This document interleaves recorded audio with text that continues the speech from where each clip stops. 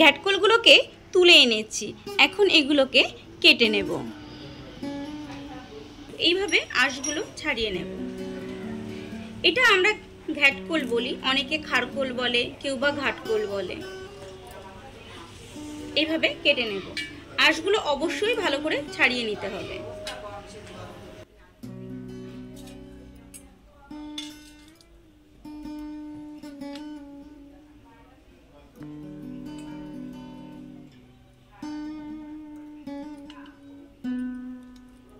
এই পাতাগুলো আমরা দিয়ে দেব।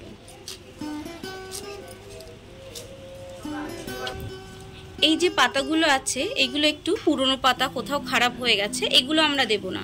পাতা আমরা কচিগুলোই দেব, কিন্তু এই ডাঁটাটা দিয়ে দেব। কিন্তু অবশ্যই আঁশটা খুব ভালোভাবে ছাড়াতে হবে, কোনোভাবেই আঁশগুলো রাখা যাবে না। আঁশগুলো থাকলে গলা চুলকানোর সম্ভাবনা থাকে। এভাবে আমি সবগুলো কেটে নেব। সবগুলো কেটে নিয়েছি, এখন এগুলোকে খুব ভালোভাবে ধুয়ে নেব। ওভেনে একটি ডেস্কি চাপিয়েছি, ডেস্কিতে দিয়ে দিয়েছি জল। এখন দিয়ে দেব কেটে রাখা ঘাটকলগুলো। এটাকে 10 মিনিট মতো ভাপিয়ে নেব।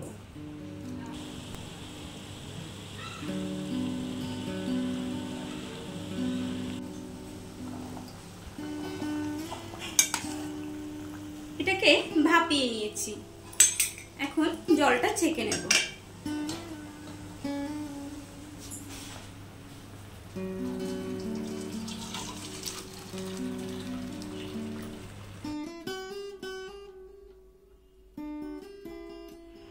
নিয়ে নিয়েছি একটি বড় সাইজের রসুন। রসুনের কোয়াগুলো খুব বড়, এই জন্য আমি থেতো করে নেব।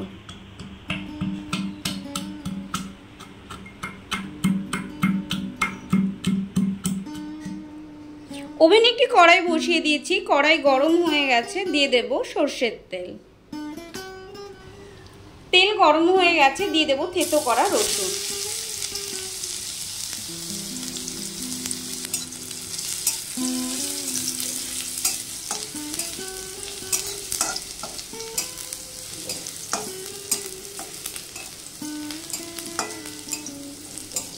রসুনগুলোকে লাল লাল করে ভেজে নেব।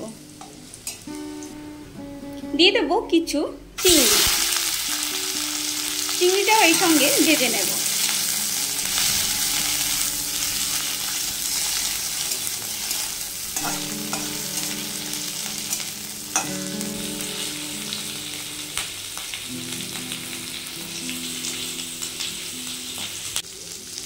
চিংড়িগুলো ভেজে নিয়েছি, এখন ভাপিয়ে রাখা শাকগুলো দিয়ে দেব।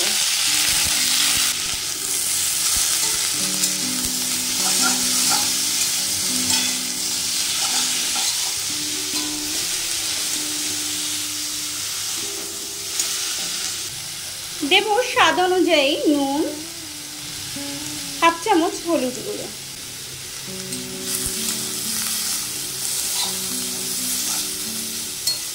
গ্যাসের ফ্লেমটা লো করে হাতে একটু সময় নিয়ে আমরা ধীরে ধীরে ভেজে নেব। দিয়ে দেব 4টি কাঁচা লঙ্কা। এই রান্নাটিতে লঙ্কার পরিমাণ একটু বেশিই লাগে।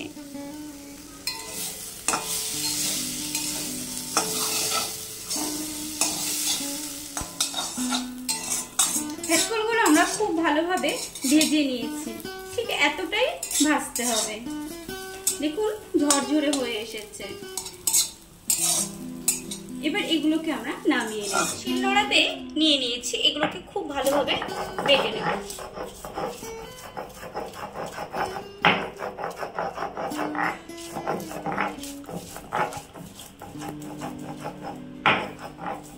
যত ভালোভাবে বাটা হবে খেতে কিন্তু ততই ভালো লাগবে।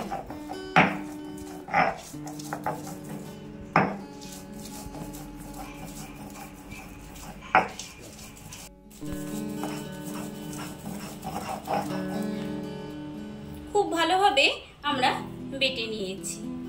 ভালোভাবে বেটে নিতে হবে, তাহলে আর গলা চুলকাবে না। আমাদের ঘ্যাটকল বাটা একদম রেডি খাওয়ার জন্য। আপনারাও তৈরি করুন, খান। আর আমার রেসিপিটি কেমন লাগলো কমেন্টস করে জানাতে ভুলবেন না। ভালো লাগলে লাইক করবেন। এরকম রেসিপি দেখতে হলে চ্যানেলটিকে অবশ্যই সাবস্ক্রাইব করবেন। Thank you.